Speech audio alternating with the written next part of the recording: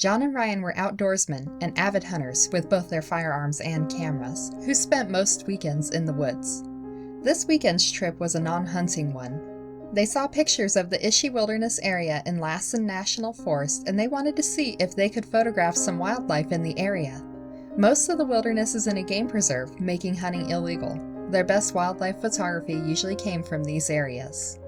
They each packed a couple of days' worth of supplies and went together to the local coffee shop. After a quick bite and a couple of coffees, they hit the road, both excited about what they might find.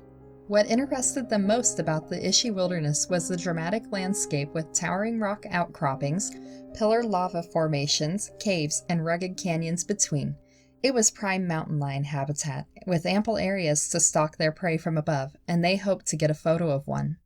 An hour into the drive, the conversation turned to the history of the area. Ishi Wilderness was named for the Yahiyana man, who emerged from the wilderness in 1911 after the last members of his tribe had died. His tribe had experienced some of the most brutal massacres during the American Indian Wars, where even women and children weren't spared.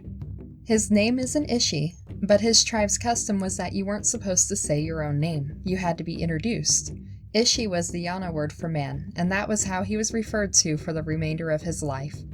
The American Indian Wars lasted until 1918, but in California the last one was in 1880.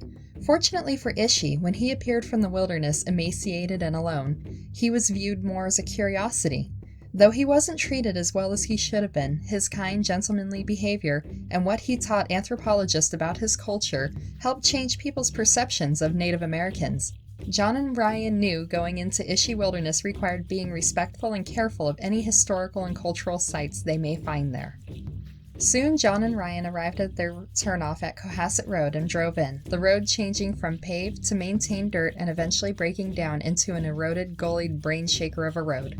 They followed it out along a ridge with Mount Lassen visible in the distance, and started the descent into Deer Creek Canyon.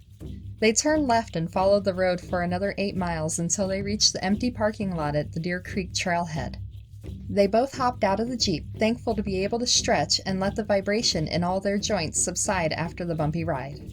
After a few minutes of relaxing and a quick bathroom break, they grabbed their backpacks and slung their cameras around their neck, following the trail downstream.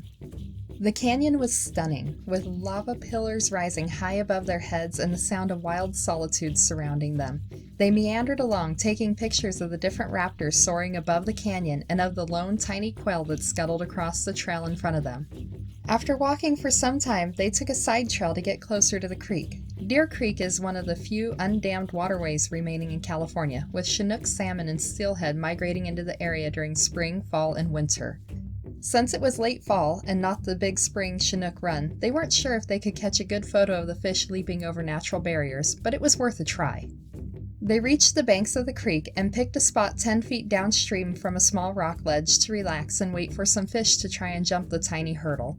Time slowly elapsed as the sun rose directly over the canyon. Ryan and John pulled out their light lunch of oranges and nutrition bars and enjoyed basking in the sunshine. John started nodding off, so Ryan told him to go ahead and nap. He would keep watch for a few, and then switch with John. 30 minutes elapsed without any fish besides rainbow trout making an appearance. Ryan decided to practice his identification skills and switched his focus to the sounds of the birds along the creek. A few minutes of fruitless identification, he heard a "huh huh" sound resonate from the cliff across the creek. It didn't sound like an owl, but looking at his list of what birds were in the area, it was the one that made the most sense to him. He was scouring his bird list when he started to get the feeling he was being watched. He knew from years of hunting that this feeling was normal when an apex predator is watching you, like an evolutionary warning system. Keeping quiet, he woke up John and explained what was happening. They both grabbed their binoculars and scoured the area, looking for signs of a mountain lion, cameras ready. But there was nothing there, and the watched feeling faded. The sun started to go behind the canyon cliffs, so John and Ryan returned to the main trail to find a place to camp for the night before true darkness filled the canyon. The underbrush was dense, and finding a place to pitch their tent took time, but they finally found a place.